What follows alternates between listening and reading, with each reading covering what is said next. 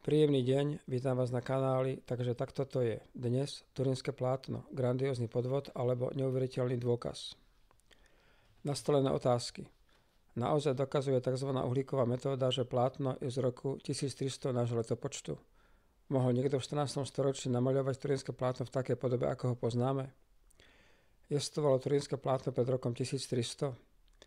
Je postava Ježiša Krista z Evanjelií totožná s postavou znázornenou na turínskom plátne? Je zobrazenie postavy na turínskom plátne nevysvetliteľné? Obsah. Čo vidíme na turínskom plátne? Čo môžeme vyčítať z turínskeho plátna? Je osoba na turínskom plátne totožná s osobou Ježiša Krista tak, ako ju zobrazujú evanjelisti? Zvláštnosti turínskeho plátna a miera pravdepodobnosti. Uhlíková metóda ako dôkaz.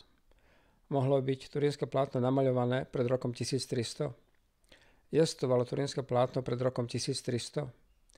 Je zobrazenie postavy na turínskom plátne neobjasniteľné? Záver. Čo vidíme na turínskom plátne? Je to plátno s rozmermi 4,4 x 1,1 m tkané tzv. Stromčekovým stehom. Vidíme znázornenú postavu spredu aj odzadu. Vidíme krvavé škvrny.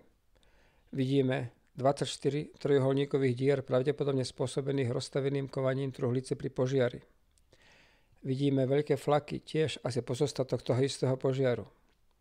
Vidíme 2x4 malé otvory v tvare L neznámeho pôvodu.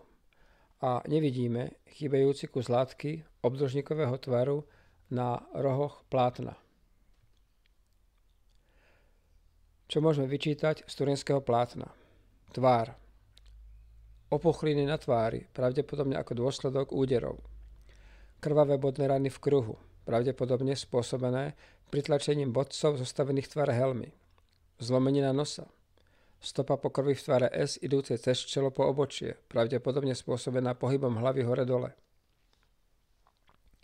Chrbát. Stopy po úderoch malých kovových predmetov v tvare malej činky asi veľkosti 2 cm v počte asi 100. Asi spôsobených bičovaním rozmiestnenie naznačuje, že osoba bola bičovaná v polohe ohnutého chrbta. Otlačenie, zodratie kože na hornej časti chrbta a pleciach, pravdepodobne spôsobené nesením ťažkého predmetu na dlhú vzdialenosť. Stopy po hasení požiaru. Ruky sú prekrížené, položené jedna cez druhú. Oválna stopa v mieste zápestia nie je v mieste dlane, pravdepodobne spôsobená preniknutím predmetu oválneho tvaru. Krvavá škvrna v mieste oválneho tvaru so stekancami krvi smerom k lakťu v dvoch smeroch. Pravdepodobne spôsobené pohybom tela osoby na turínskom plátne a pohyb bol pravdepodobne vyvolaný snahou sa nadýchnuť. Telo bolo v dvoch polohách, nádych hore, výdych dole. Palec neznázornený, pravdepodobne schovaný pod rukou, zrejme spôsobené poškodením nervu v karpálnej oblasti, následkom čoho sa stiahol palec do vnútornej strany dlane. Stopy po úderoch malých kovových predmetov, pravdepodobne spôsobené bičovaním. Nohy, prekrížené jedna cez druhú.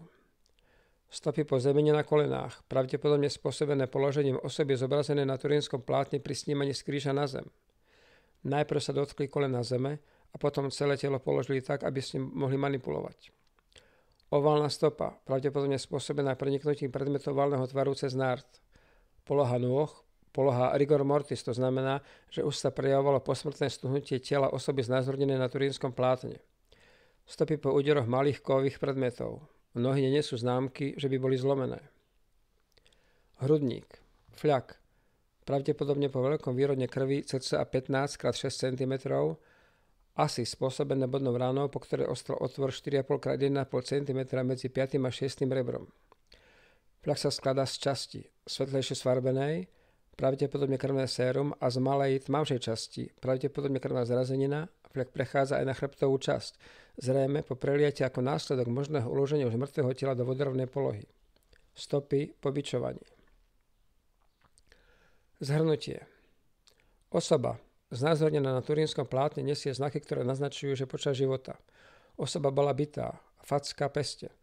Na hlavu jej bola nasadená obruč, z ktorej vytrčali ostne. Osoba bola bičovaná v predklone. Osoba nesla na pleciach ťažký predmet tesne pred smrťou. Osoba bola ukrižovaná. Osoba sa na kríži počas života pohybovala hore, dole, nádych, výdych. Ostrý predmet, ktorý vnikol osobe do boku, tam vnikol až po smrti. Nohy osoby znázornené na turínskom plátne neboli zlomené. Pred zabalením do plachty nebolo telo osoby posmrtne ošetrené, umyté, navoňané. Je teda osoba na turínskom plátne totožná s osobou Ježiša Krista tak, ako ju zobrazujú evanjelisti? Ako opisujú smrť Ježiša Krista evanjelisti? Bol bičovaný. Na hlavu mu dali trňovú korunu. Na Golgotu kríž svoj niesol. Vojak mu prepichol boga, z boku vytryskla krv. Bol sňatý z kríža. Na tretí deň, nedeľa, vstal z mŕtvych, našiel seba pohrebný rubáš. Nie telo, hoci bol hrob strážený. Konštatovanie. Osoba zobrazená na turínskom plátne je totožná s osobou Ježiša Krista tak, ako ju zobrazujú evanjelisti. Zvláštnosti, výnimočnosti, na ktoré môžeme poukázať v súvislosti s osobou znázornenou na turínskom plátne s poukázaním na bežné zvyky pri poprave ukrižovaním, alebo čo je nezvyčajné na osobe, ktorá je znázornená na turínskom plátne. Osoba bola zabalená v plátne po smrti. Osoby, ktorých ukrižovávali na kríži, boli väčšinou ťažkí zločinci, ktorých nechávali na kríži na výstrahu aj po smrti a nechávali ich na pospas zdravým vtákom, takže ich nesnímali, nezahaľovali. Osoba mala na hlave asi trňovú korunu. Kladenie na hlavu trňovej koruny je taká výnimočná vec, že nikde nie je zmienka v podobnom prípade. Napokon, ktorý historik by venoval pozornosť zločincovi odsudenému na smrť.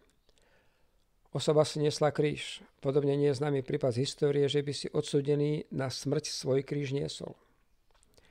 Osoba bola ukrižovaná pomocou klincov. Normálne sa na kríž priväzovalo, aj preto sa lámali nohy odsúdenému, aby ak sa mu podarí z povrazov uvoľniť, tak nemohol utiecť. A železný materiál nebol lacný, takže by ho bolo škoda mrhať na zločincov. Klince sa používali, ak bola osoba odsúdená na ukrižovanie ako dôsledok súdneho procesu, čo bolo výnimočné. Normálne sa ukrižovaní ocitli na kríži bez súdneho procesu. Viď 6000 ukrižovaných otrokov zo Spartakovho vojska. Osoba nemala zlomené nohy, mala prepichnutý bok. Normálne nezabíjali ukrižovaných napríklad kopijou, ale im polámali nohy, aby proste skôr zomreli, lebo na polámaných nohách sa nemohli vzoprieť a nadýchnuť. Osoba bola zahalená do pohrebného hrubáša bez toho, aby bolo telo posmrtne upravené. Ak teda niekto takto odsúdeného nechcel nechať na kríži len tak, ale dal si tú námahu, že sňal telo z kríža so všetkým, čo s tým súvisí, napríklad vybavenie si to pravdepodobne pomocou peňazí, tak určite malé prostriedky na to, aby sa o telo pred zahalením do pohrebného rúbaša náležite postaral, čo sa tu zjavne nestalo. Náhlivosť mohla byť vysvetlená sobotou, voľný deň u Židov, bol to deň po ukrižovaní. Osoba bola zahalená do pohrebného rúbaša veľmi krátky čas. Na tele znázornenom na turínskom plátne nie sú známky akéhokoľvek rozkladu telových tkaní, to jest, ako by telo tam bolo iba chvíľu. Ak teda už niekto si dal tú námahu so zabalením tela, tak prečo by potom to telo odbaľoval po krátkom čase? Pravdepodobnosť, že by sa všetky tieto vyššie okolnosti stretli v jednom prípade 1 ku 200 miliardám, to znamená, že by sme museli ukrižovať najmenej 200 miliard ľudí, aby aspoň u jedného sa všetky tieto okolnosti stretli v jednom prípade. Uhlíková metóda ako dôkaz. V roku 1988 bolo spravené tzv. Uhlíkové datovanie veku turínskeho plátna a vedci prišli k jednoznačnému záveru, že plátne z obdobie z rokov 1260 až 1390. A teda sa jedná o podvrh.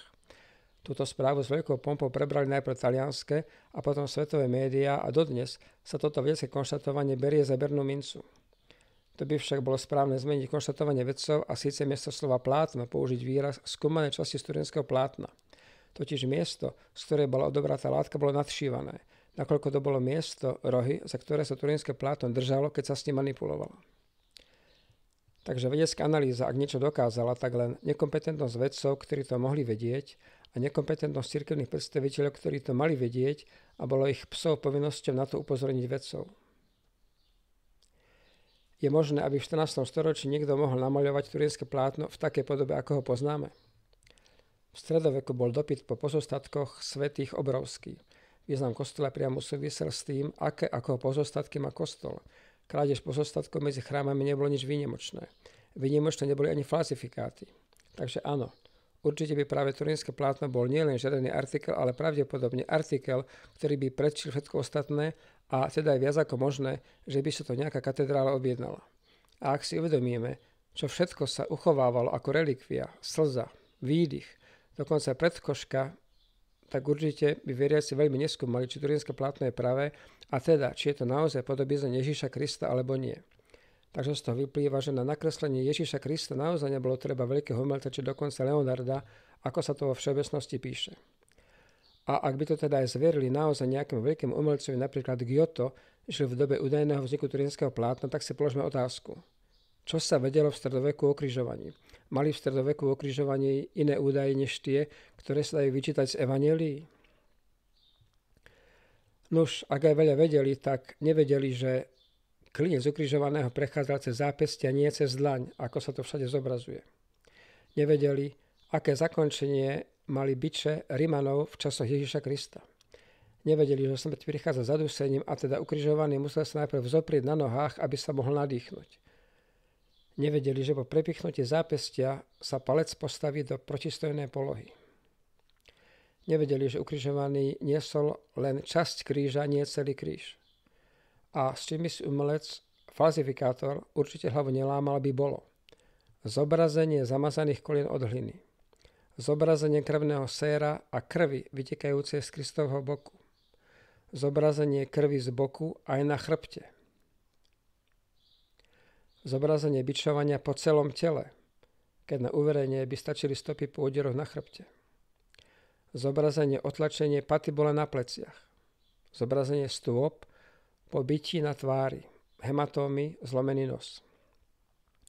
Určite, aj bez týchto všetkých vecí by bol falsifikát dobre predajný a hlavne uveriteľný, zvlášť keď si uvedomíme, že skutočne len pár vyvoleným by sa dostalo cti prísť tak blízko, aby si tieto veci vôbec všimli. Navyše veci, o ktorých nemal vtedy nikto ani len potuchy. Jestvovalo plátno pred rokom 1300? Ak nájdeme dôkaz o tom, že turínske plátno jestvovalo aj pred 14. storočím, tak vyvrátime vedecký dôkaz o tom, že turínske plátno je falsifikát zo 14. storočia. Dôkaz číslo 1. Rukopis Juraja Praja, rukopis pochádzajúci z Uhorska, je uložený v Budapešti, rok vzniku 1192 až 1195 a je na ňom zobrazené turínske plátno. Juraj Praj bol narodený na Slovensku v roku 1723 v Nových Zámkoch. Rodina pochádzala z Tyrolska, študovala v Bratislave a pôsobil na Slovensku. Trenčín, Nitra, Rožňava. A vidno na ňom nasledovné. 4 malé otvory v tvare L neznámeho pôvodu. Plátno so zhodným stehom, ako má turínske plátno, rybí chrbát, líce, krížový steh, hrub. Ruky sú prekrížené so schovaným palcom v dlani. Toto je teda jednoznačné zobrazenie turínskeho plátna pred tým, ako turínske plátno podľa vedcov vzniklo. Dôkaz číslo 2. Nespočetné množstvo vyobrazení tvári Ježiša Krista z čias Byzantskej ríše, kde tvár je zjavne znázorňovaná podľa predlohy z turínskeho plátna, to jest, umelci museli turínske plátno poznať minimálne tvárovú časť. Turínske plátno sa vystavovalo v staroveku väčšinou zložené, a to tak, že bolo vidno iba tú časť plátna, na ktorej bola zobrazená tvár. Je zobrazenie postavy na turínskom plátne nevysvetliteľné? Najpozoruhodnejšie však na turínskom plátne je to, že ako je možné, že postava na turínskom plátne je znázornená priemetom na vodorovný podklad, obe strany tela. Pohrebný rubáš, plachta predsa splynie s telom, položí sa na telo, prilne k telu. To jest, na takéto plachte by šírka obrazu tela bola väčšia ako po premietnutí tohto tela na vodorovnú plochu. To znamená, ako by postava na turínskom plátne bola presvietená na našponovanú plachtu, to samozrejme je málo pravdepodobné. Povedal by som úplne vylúčené. Záver. Osoba na turínskom plátne je jednoznačne postava Ježiša Krista, toho Ježiša Krista, ktorého spomínajú evanjelisti v evanjeliách. O tom po prečítaní vyššie uvedeného nie je žiadnych pochýb. Takže nie je to výtvor neznámeho geniálneho umelca zo 14. storočia, ale znázornenie skutočnej postavy Ježiša Krista. Samozrejme to, či to bol zázrak, že sa Ježiš Kristus zobrazil tak, ako sa zobrazil, alebo to jednoducho tak dokázali nám neznámym spôsobom spraviť, to nevieme na teraz posúdiť.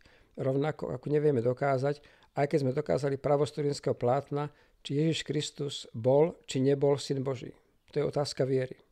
Avšak Zobrazenie Ježíša Krista na turinskom plátne je fakt, nie je otázka viery. Ďakujem za pozornosť a želám príjemný deň.